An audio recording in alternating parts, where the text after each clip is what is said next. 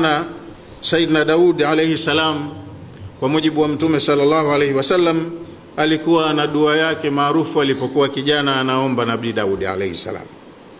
Alikuwa anasema, Allahumma inni as'aluka arba'an wa a'udhu bika min arba'in.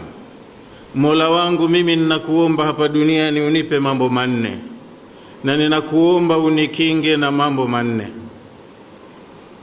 Mambo manne aliyoomba Nabii Daudi, alisema, as'aluka lisanan dhakira, ninakuomba hapa duniani unipe ulimi unaokutaja mara kwa mara, kila ninapozunguka niwe nakutaja Mola wangu kwa majina yako mazuri. Wa badanan sabira, na ninakuomba unipe mwili unaovumilivu, ustahamili tabu za dunia, maana hata ndugu zetu Pemba wanasema ulimwengu hauraha. Duniani si pahala pa starehe, pana masumbufu mengi. Kwa hiyo alitaka awe na mwili utakaostahimili mikiki, mitihani ya hapa na pale. Wa qalban khashia, na la tatu akaomba, naomba unipe na moyo mnyenyekevu, moyo ambao utazingatia matakwa yako, ridhaa zako, unalolitaka ndo moyo wangu ukubali kufanya, unyenyekee kwenye unaloliridhia Mola wangu. Matatu hayo. Na la nne aliloomba Nabii Daudi, kasema, wa zaujatan, ninakuomba unipe mke hapa duniani ninapoishi maisha yangu ya duniani, ninakuomba zaujatan, unipe mke ambaye tuinuni ala umuri dini wa duniaya, mke atakayekuwa ni msaada kwangu kwenye mambo ya dunia yangu na mambo ya akhira yangu. Tukizungumza biashara, mambo ya maisha, mambo ya huduma na nini, tuelewane, awe ni msaada kwangu kwenye mambo yangu ya dunia na mambo ya dini. Tukizungumza ibada, kiamu laili, sala, zaka, sadaka, tuwe tunaenda pamoja. Mwingine akikuona unatoa sana sadaka, hamuelewani, yani yeye hizi leo unazotoa anazihitaji yeye, sasa hasijamtosha, kwa hiyo hapo mtakosana. Kwa hiyo Nabii Daudi aliomba hivyo, kaomba mambo manne, na mambo manne yaliyojikinga kasema, wa a'udhu bika min arba'in, ninajikinga kwako Mola wangu na mambo manne. La kwanza akasema, a'udhu bika min malin, ninajikinga kwako na kumiliki mali, na Daudi alikuwa tajiri. Ninajikinga kwako na mali ambayo yakunu wabalan alayya wa yatamatta'u biha ghairi, ninajikinga kwako na mali ambayo kwangu itakuwa ni maafa na maangamizi, lakini watakuja kustarehea wengine.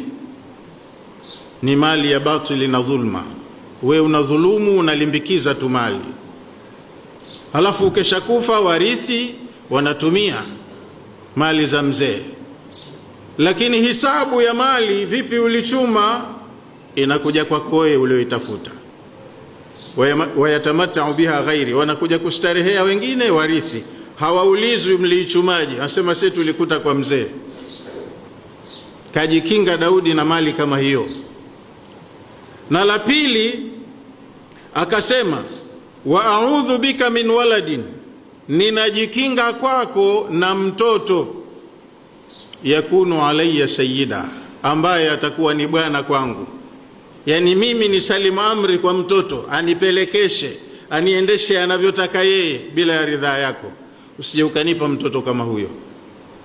A'udhu bika min waladin, ninajikinga kwako na kupata mtoto yakunu alayya sayyida, mtoto ambaye atakuja kuwa ni bwana kwangu mimi nimfuate yeye, nimsikilize yeye, nimtii yeye.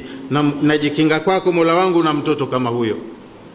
La tatu alilojikinga Daudi akasema, wa a'udhu bika, na ninajikinga kwako min jarin su'in, na jirani mbaya.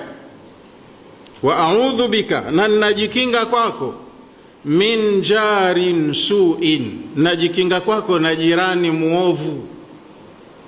Idha raa minni sharra, anapoona shari kwangu, adaha, anaitangaza, anapenda kutangaza mabaya yangu, ananipakazia.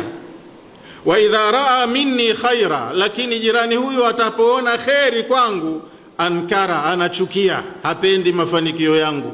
Sasa huyu si jirani ambaye mimi ninamtaka, najikinga kwako Mola wangu, usinipe jirani kama huyu.